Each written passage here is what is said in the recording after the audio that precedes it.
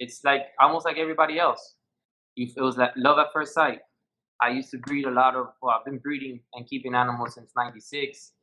My basic, most I mean, the most basic animal that could get you into the hobby here in Florida, being a Floridian, is like an iguana, green iguana, which unfortunately is one of the invasives now. But when I first started, that was like something that everybody achieved to have, and through the years of going through, I don't know, countless reptile shows here in Florida and everything. One day I go to Daytona, 2015, as a matter of fact, and I saw Hognose for the first time. It was at Brentford Gardner's table. And then I went to Travis Whistler's table, and then I spoke to Travis for a little while. And the next thing you know, I went home with 6 Hognose, about 25 Wow. investment that first trip. And then I done. It was a done deal. And to Okay. believe it or not, what was the first animal that got me into everything? Was purple line albino superconda. Travis Whistler had one at the table. That thing was that was serious. That Did was it have like the stripe going down his back? yeah. Yeah. That's it. That's what set it off for me. And my wife Nicole was like, "I like that one. I like that one." She was, looking at the one right beside it, which was actually a classic. And the classics look nice. They're not a, I mean, of course, it's basic, but it's still an awesome looking animal. Everything about Ogno is beautiful. But then Mhm. exotic red color, and you add all the other colors to it, it just makes it a little bit better. But yeah, that's how I got started. And we started with 2015, beginning of 2015. Well, not to the very end of 2014, and then by the beginning of 2015, we went from 5 animals, which was our initial purchase, and we just went crazy with it, knowing that we have a breeding background and stuff. I saw potential, and not only was there potential as a breeder to be able to grow, but at the same time, it was just so much love for this species, having access to it and knowing such good people in the industry. It was a recipe to be able to grow, and that's what we did. We grew and started to learn about it. Xantic, Amory, however you want to pronounce it, or however you want to call it.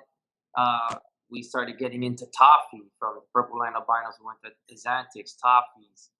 Then we got into all the pattern morphs like condas. We got into jags. We got into stripes. We got into all that stuff. And slowly but surely, through the years, we became more and more and more diverse. And that's where we're at now.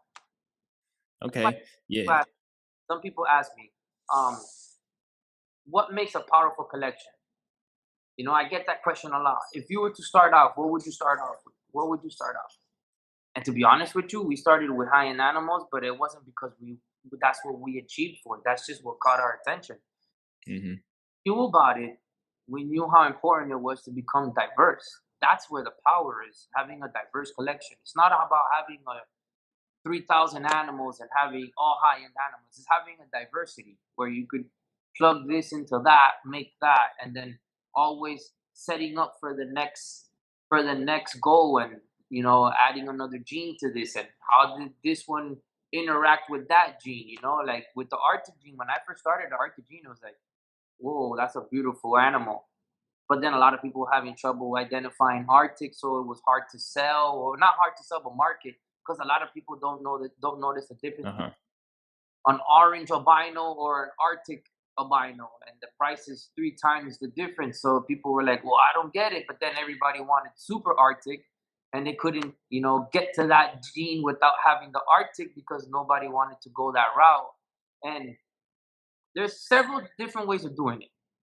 I feel like the best way to do it, in my opinion, is always starting at the bottom and working your, way up. And Mhm. that's what we enjoy doing. That's the process that we enjoy doing. Process of elimination, knowing what this does.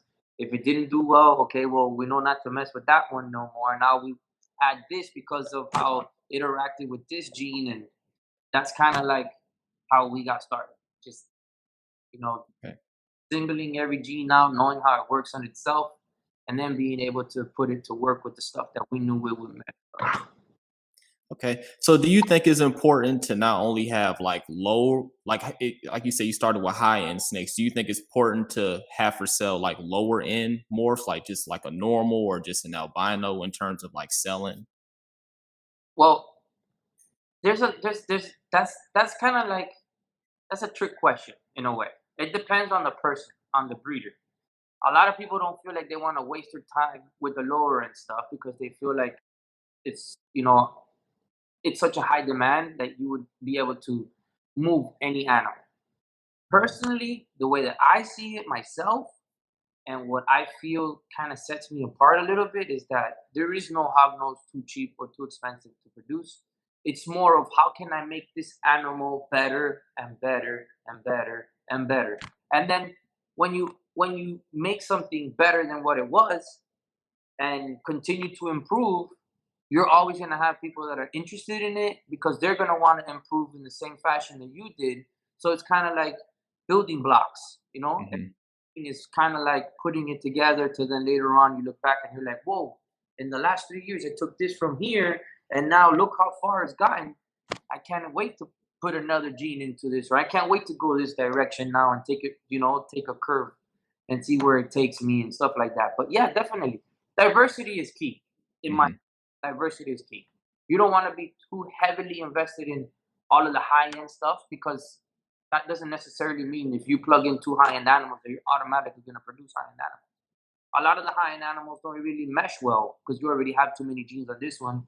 And then you're kind of like obsolete with certain groups, like snow supers. Everybody wants snow supers, us included. We should have been able to produce snow supers from the get go because a lot of our stuff was pretty much possible head and so on. But we didn't go that route. I didn't want to Hmm. produce supers at first because I didn't want to just make regular snow supers. I wanted to make the best snow supers possible. So we Hmm. add other genes to the like purple line and add some really nice um flashy Xanthics that had nice patterns so our snow condos would be nice. And that's kind of like what we were doing in the beginning. When I first started, we didn't have as many groups as we have now on Facebook, and a lot of people in the industry that were at the forefront, which are still in the forefront now, a lot of those people weren't sharing too much information because Hmm. they didn't know what was going to happen. A lot of them were unsure themselves. They were just following what they did the year before, and it was successful. So a lot of people were still trying to figure stuff out. And because I would say probably about 3 4 years ago, if you compare the caliber animals that are produced now to the caliber animals that were produced 3 4 years ago, it kind of took a very big leap in the amount Hmm. of animals that came out. Dan Ebby with Sable, right after the Arctic gene really hit when they were taking it to lavender, taking it to toffee, taking it to stuff that hadn't been produced before. Because like everything else, whenever there's a new gene, the first gene that everybody tries to plug it into is T negative albino. It's regular Hmm. albino. And then when you start messing with the other genes, like oh, we have 5 or 6 different types of caramel albino, and out of those caramel albinos, you have lavender, you have Evans hypo, you have caramel that have a Hmm. lot of different.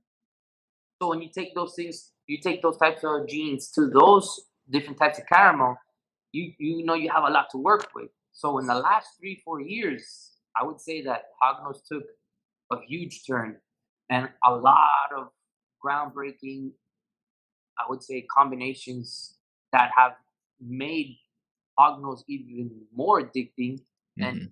more dramatic as opposed to a classic. That is the reason why so many people want to get into Hognose.